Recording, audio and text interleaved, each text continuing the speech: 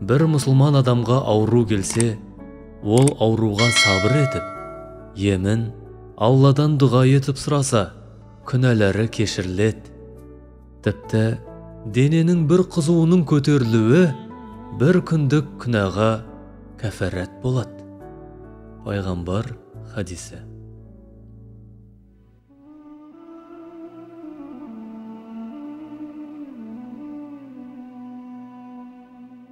Ассаламу алейкум ва рахматуллахи ва баракату.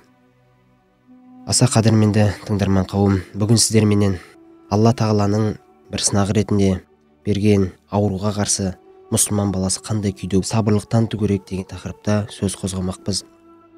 Абай атамыз айтады ғой, ауруды жаратқан Алла, ауыртқан Алла емес дейді. Бұл адамзат баласының өзінің немқұрайлы денсаулығына қарағандығына байланысты әрине ауру жататындығы белгілі. Құран-ы Кәрімде Ниса сүресінің мынандай бір аяты бар: кімде-кім бір жаман амал жасайтын болса, ол сол арқылы жазаландырылады дейді. Яғни оның тиесілі жазасы беріледі. Я ол бұл дүниеде болады екен, я болмаса ол ақыретте болады екен. Енді ғұламаларымыз айтады, осы аятқа түсіндіктеме беріп жатқан кезде, егер де Алла тағала ол пендесіне бір тиесілі жаза бергісі келмейтін болса, бұл дүниеде оған ауру береді, бір сынақ береді. Сол арқылы оның күнәларын не қылады дейді, тазартады. Себебі пайғамбарымыз саллаллаху алейхи уассаламның мынандай бір хадисі шарифі бар: мұсылман баласы науқас болып ауруға шалдыққан кезінде сол ауруға сабыр етіп, шүкіршілік етіп, сол аурудың бір Алладан келіп жатқандығына сеніп, сол ауруға қарсы күпірлік келтірместен сол ауруға тиесілі сабырлығын көрсететін болса дейді, қураған ағаштың жапырағы түскен секілді ол кісінің де күнәлары бойынан солай төгіледі дейді пайғамбарымыз саллаллаху алейхи уассалам. Басқа да бір хадисінде мұсылманның мына жағдайы қандай керемет, тамаша дейді: бүкіл ісі ол үшін қайырлы, бүкіл ісінде ол сауап алады дейді. Шынайы иман келтірген, шынайы Аллаға сенген, шынайы бүкіл нәрсені Алладан деп білген кісінің жағдайы қандай керемет дейді. Бұндай жағдай тек қана мұсылман баласында бар, басқа ешкімде жоқ дейді. Дұрыс, бұл дүние болғандықтан бір күні қуанамыз, бір күні қайғырамыз. Қолына бір дүние мүлік бітіп, қолына бір билік бітіп, яғни қуанышқа тап болған кезде, қуанышқа жолыққан кезінде дейді, сол нығмет үшін Алла тағалаға шүкіршілік етеді. Бұл да оған қайырлы, яғни осы нығмет Алладан келіп жатқандығын біліп шүкіршілік еткендігі үшін Алла тағала оған осы амал үшін сауап жасады. Әрине бүкіл өмірі қуанышқа толы емес, бірде қайғы, бірде шаттық болады. Сонда арасында қайғыға тап болған кезінде ол оған сабырлық танытып, бұл амалдың Алладан болғандығына, яғни Алла бұл нәрсені сынақ үшін беріп жатқандығына сабырлық танытып, Аллаға шынайы мойын ұсынады. Бұл амалда ол үшін, өзі үшін қайырлы болып табылады дейді. Яғни осы үшін де ол кісі тиесілі сауабын алып жатады.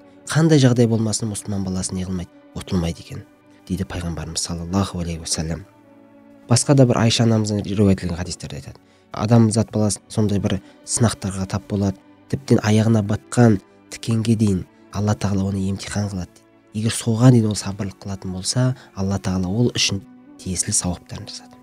Осы хадистердің жиынтығына қарап отыратын болсақ, Алла тағала бұл дүниеде әртүрлі нәрселермен сынақ қылады. Бүкіл адам тең дәрежеде өмір сүру мүмкін емес, онда ол өмір болмайды.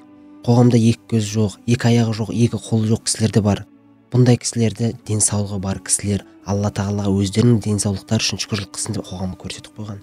Енді ол кісілерге де сол арқылы Алла тағала жәннаттың төрінде сыйақы бергісі келіп жатыр. Егер де бұл кісілер өзінің берілген сынағына шынайы сабыр етіп, сабырлық таныта алатын болса.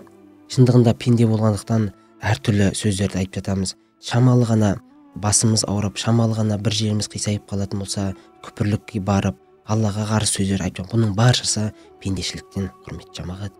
Елестетіп көрейікші, біз мысалы 365 күннің 5 күні, мейлі 10 күні, мейлі 20 күні бір ауырармыз, бірақ қалған күннің баршасы 350 күн, 340 күн деніміз сауға, құрметті жамағат.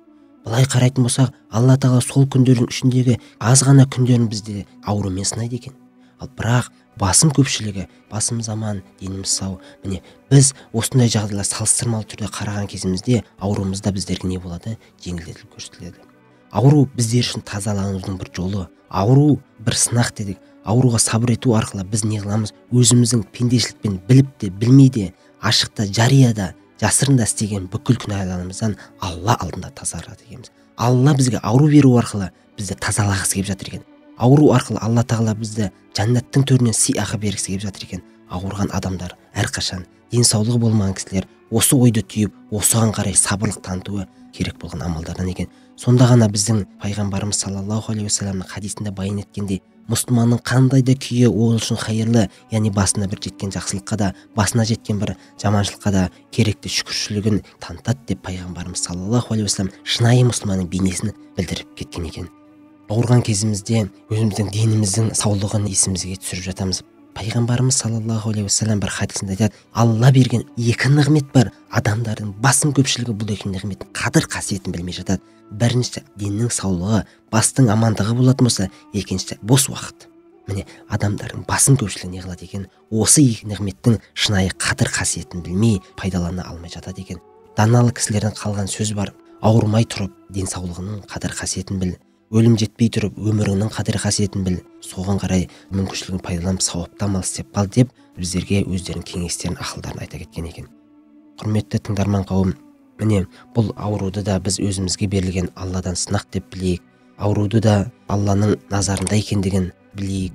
Алла тағала осы арқылы мені тазалағысы келіп жатыр деп білейік. Шүкіршілігімізді, сабырлығымызды әрқашан тілімізден тастамайық, құрметті жамағат.